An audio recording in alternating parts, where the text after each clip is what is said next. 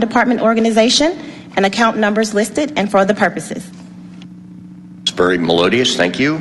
That takes us to regular agenda. Item G, ordinances for second read. First is 22-0-1230. This is an ordinance by City Utilities Committee authorizing the CFO to amend the FY22 Series 2021 Water and Wastewater Commercial Paper Notes budget in the amount of $3,329,379.00 to transfer funds from the 2021 Water and Wastewater Commercial Paper Notes for appropriations and add funds to the Utoy Creek WRC Ultraviolet Replacement Project and for other purposes. Good morning, Chairman Shook, council members. I'm Quentin Fletcher, Department of Watershed Management.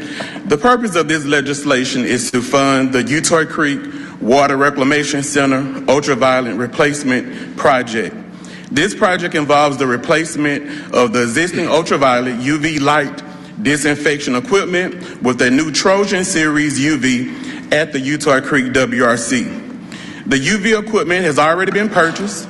It's already been manufactured and delivered to the Utoy Creek WRC.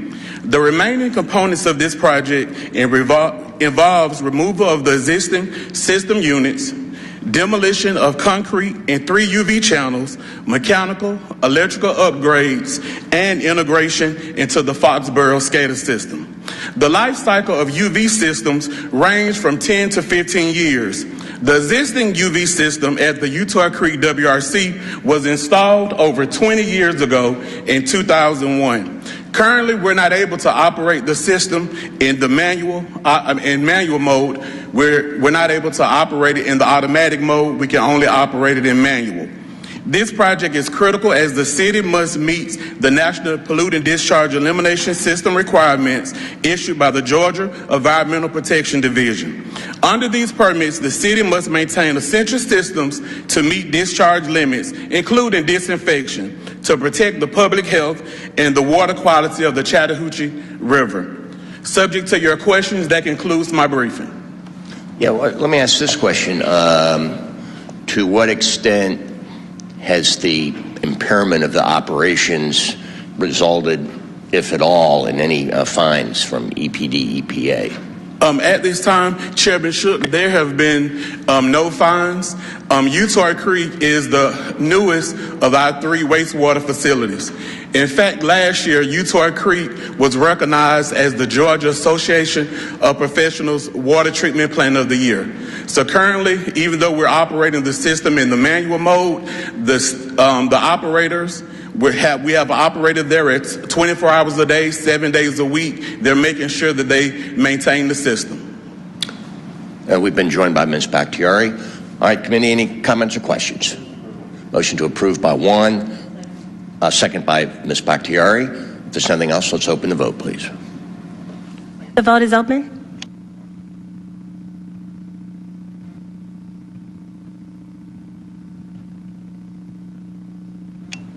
The vote is closed. 5 yeas, 0 nays. The item is favorable. Thank you, Ms. Fletcher. Thank you. Next up is 22-0-1231. This is an ordinance by City Utilities Committee authorizing the CFO to amend the FY 2022 Series 2021 Water and Wastewater Commercial Paper Notes budget in the amount of $2 million to transfer funds from the 2021 Water and Wastewater Commercial Paper Notes for appropriations and add funds to the Watershed Vehicle and Heavy Equipment Replacement Program and for other purposes. Mr. Horton. Yes, how you doing, sir? Good. Again, my name is Robert Horton, and the purpose of this legislation is to fund the continued replacement and modernization of the Department of Watershed Management fleet and associated equipment by transferring $2 million from the Series 2021 Water and Wastewater Commercial Paper Notes budget. The $2 million in funding will be used to continue the purchase of much-needed vehicles and equipments for the fiscal year 22. The priority for the purchases for FY22 is a mix of heavy and light equipment for the Office of Linear Infrastructure Operations. To date, we have replaced 11% of the vehicles and equipment using the current Vehicle and Heavy Equipment Replacement 6-year program.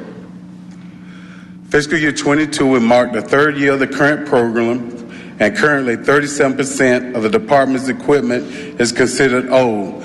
To be considered old, it must be 7 years old or older. What was the percentage again? I'm sorry. 37. 37. Yes, sir. However, with the addition of roughly 63 new vehicles and pieces of equipment in FY22, the number of vehicles and equipment outside their expected life cycle could decrease to approximately 30%. And for the Department of Watershed Management, this would also significantly reduce maintenance costs and the costs associated with vehicle downtime. Do y'all have any questions? Yeah, I've got a couple. Is there a industry utility standard regarding what average life cycle should be of this kind of rolling stock? Yes, it's 7 years is the average, and for heavy equipment, stuff like sewer combos and off-road equipment is 10. Okay. So in that middle range. All right, but no utility is going to be 100% within that life cycle. Probably not. But we're trying to get closer to like 10%. We feel that that'll be a good range if only 10% of the equipment is outside of that rate. And some of the equipment, even if it's older, is in pretty good shape. But we'd like to get down to that 10% figure. All right, understood. And we've been joined by Mr. Lewis, who has the floor. I know technology's changed a lot in that 7 years. Yes, sir. So how effective and and we care a lot about the output in Atlanta. So would this make us more efficient and effective in that department if we purchase these materials?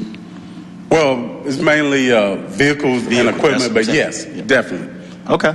All right. Yes. Thank you. Do your larger pieces of rolling stock, your more sort of exotic and specialized pieces, are those maintained in-house or is that outsourced? It depends. Stuff like the tandem dumps are maintained in-house, but like I said, the sewer combos and stuff that are very specialized, we have to send those out because they require special equipment and training for the technicians to work on them. Okay. Mr. Wan.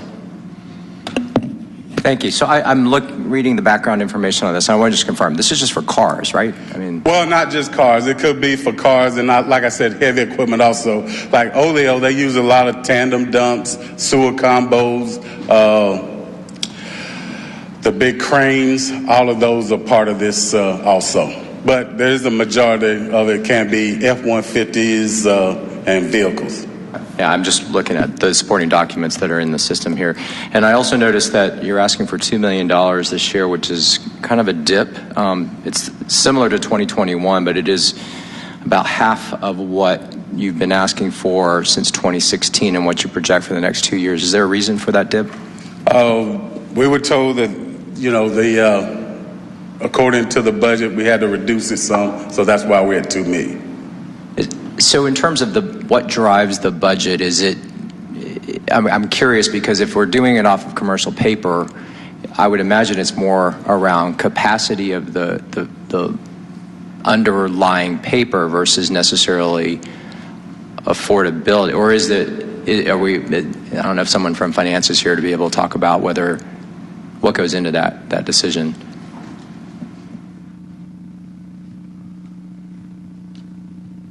And just so you know, the reason why I'm asking is I just want to make sure that, to everyone's point, we want y'all to be able to have what you need to do the work. This is critical work, Yes. and just trying to understand why the lull. Absolutely. Good morning, Commissioner Browning, Department of Watershed Management. Councilmember Wan, we have our annual budget, our ceiling for our annual projects, and this contract will be inclusive of that.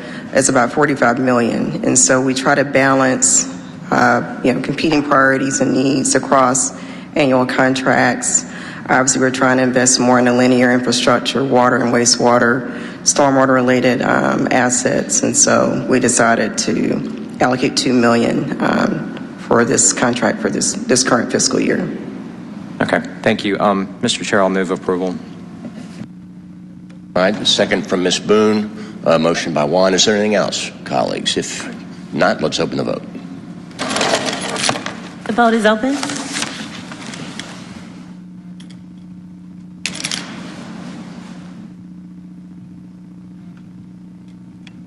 The vote is closed. All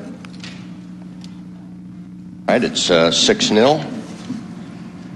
22-0-1258 is an ordinance by Ms. Boone authorizing the mayor on behalf of the city to accept a donation of $5,000 from South Face Energy Institute for the purpose of applying to Georgia Power Company's Customer Renewable Supply Procurement Program to deposit the donated funds to the proper accounts and for other purposes. Go ahead. My name is John R. Seidel, Director of Sustainability for the Office of Equity, Diversity, and Inclusion, Resilience and Sustainability Division. This is an application fee that would be utilized for the City of Atlanta to be able to procure renewable energy from Georgia Power, or at least to apply for that program.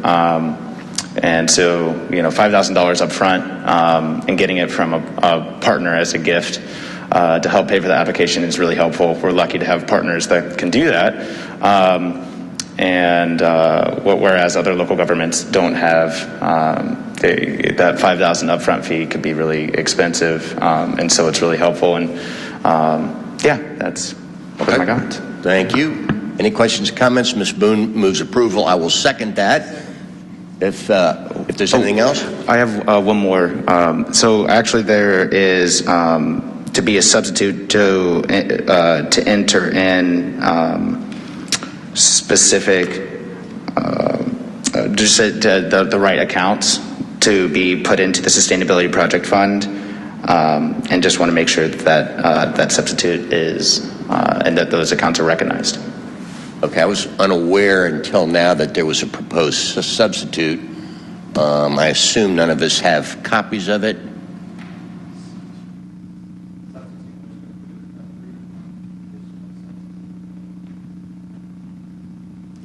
That means I have to give a report. Let's set this one aside and move on. Mr. Chair, we will come back to that item.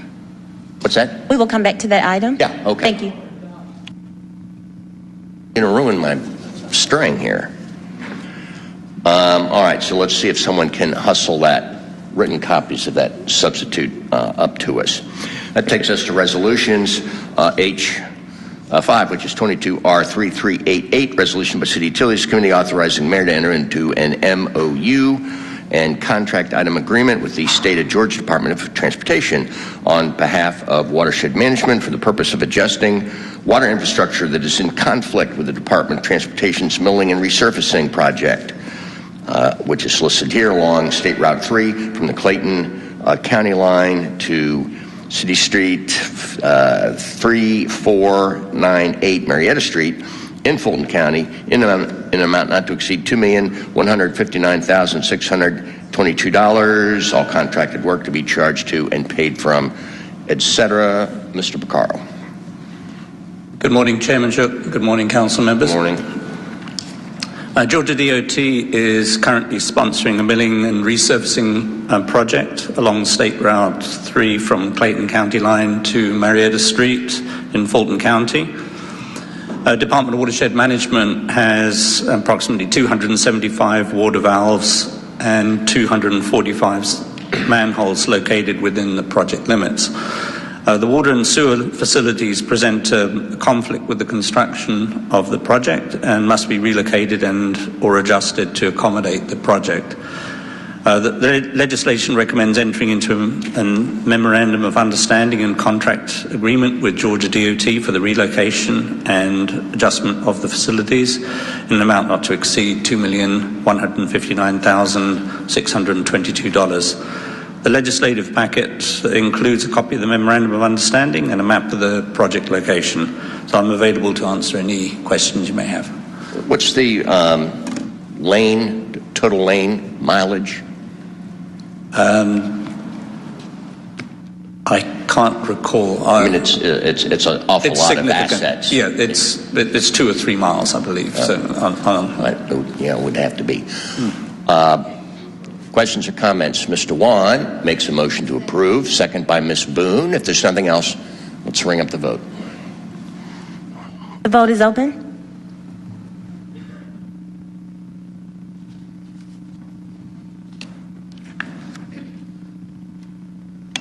The vote is closed. 6 yeas, 0 nays. The item is favorable.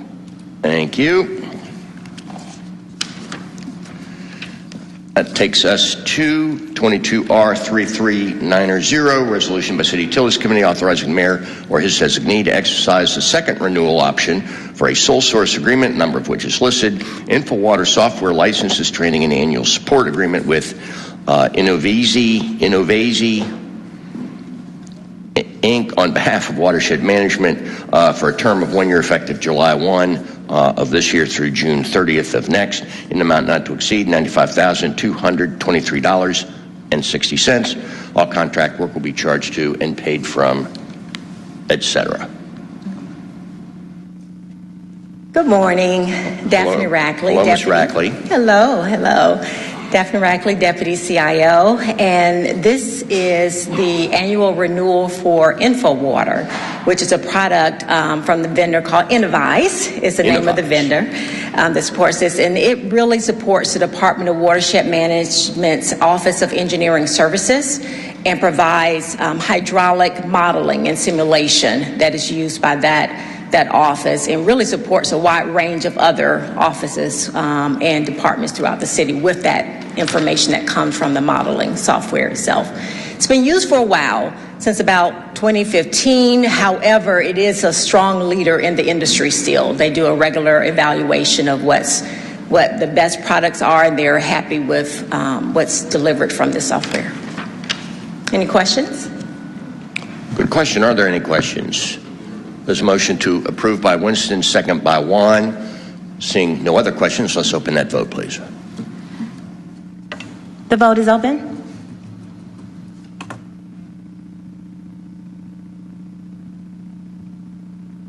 The vote is closed. 6 yeas, 0 nays. The item is favorable.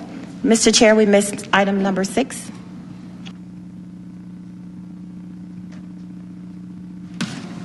Well, that would be 22R33. 3389, resolution by City Utilities Committee authorizing the mayor to enter into an MOU and contract item agreement with State of Georgia Department of Transportation on behalf of Watershed Management for the purpose of adjusting water infrastructure that is in conflict with the Department of Transportation's milling and resurfacing project, number of which is indicated along Moreland Avenue from north of the city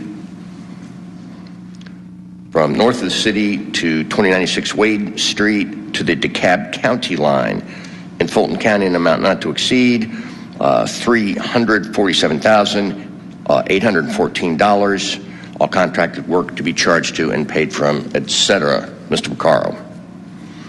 Rob Buccaro, Department of Watershed Management. This legislation also relates to a Georgia DOT project. They're sponsoring a milling and resurfacing project along State Route 42, Moreland Avenue, from north of Wade Street to the DeKalb County line in Fulton County. Watershed Management has approximately 71 water valves and 29 sewer manholes located within the project limits. Again, these facilities represent a conflict with the construction of the project and need to be relocated. The legislation recommends entering into a memorandum of understanding and contract item agreement with Georgia DOT for the relocation and or adjustment of the water and sanitary sewer facilities as part of the project in an amount not to exceed $347,814. The legislative packet includes a copy of the memorandum of understanding and a map showing the project location. If there's any questions, I'm happy to answer them. Yeah, I should have taken these both these together. Any questions? Motion to approve by Juan, second by Winston. So let's open the vote. The vote is open. 6 yeas, 0 nays. The item is favorable. Okay, thank you. Let's go back now to 1258. This is Ms. Boone's paper. This is the accepting the $5,000 grant. Motion to bring forth a substitute. I will second that. Any questions or comments about the procedural motion? Seeing none, let's open the vote. The vote is open.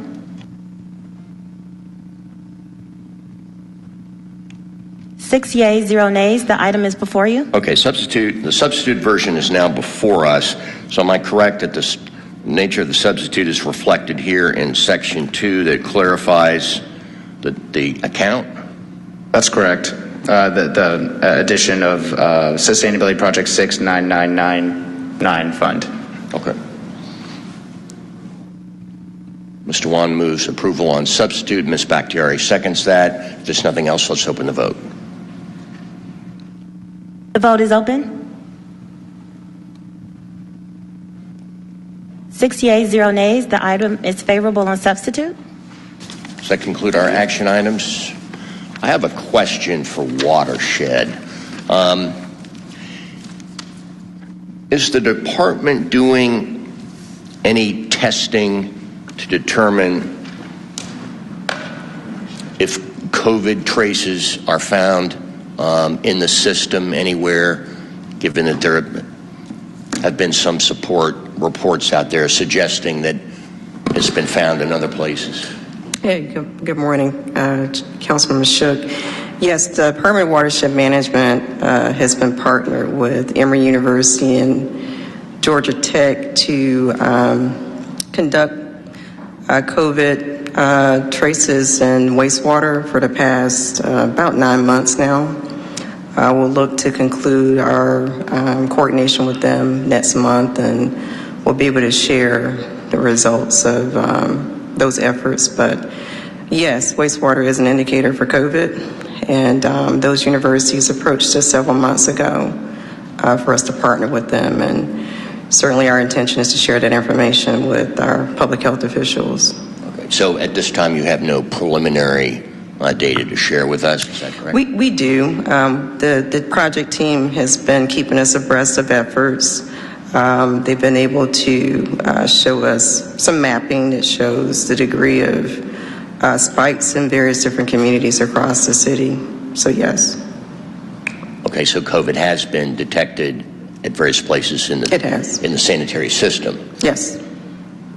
Is this consistent with what you're hearing from other similarly sized utilities? Yeah, I think it depends on the agency. Obviously, other major cities like Atlanta are partnering with universities and other public health officials to do similar type contact tracing. But, you know, the results vary across the city. I think it's driven by, I would say, probably the degree of vaccination as well. But we've not done any real correlations, side-by-side comparisons with other cities. Okay, are employees who are in proximity to, sewage operations receive elevated testing? Yes, so, we've, since the inception of the pandemic, we've instituted really aggressive cleaning operations across our facilities, temperature checks every day for both employees and contractors as they enter our facilities. Obviously, we've been taking advantage of all of the testing resources available. We have offered testing at several of our sectors for employees, and are continuing to encourage employees to get vaccinations as well. What percentage of your employees would you say have received their vaccinations? I don't have that number readily available, but I would say we're probably within the 60%, 70% range. Well, all right, this committee is obviously going to want to stay on this, and we're going to want to see the results of that, and we're also, I'm sure, going to want to see how that correlates with employee health and wellness. So as soon as you're ready to present sort of those two things paired, please let us know. Absolutely. I think the results will be in, again, next month, April timeframe. So I certainly can plan to share the results with your members of the committee. Okay. Any other questions on this or any other topic for the commissioner or anyone else here? I don't see any general announcements. So members, if you haven't already, please review your Water Sewer Appeals Board vacancy situation, because we really do need to get those filled. And if there's nothing else, we stand adjourned. Thank you.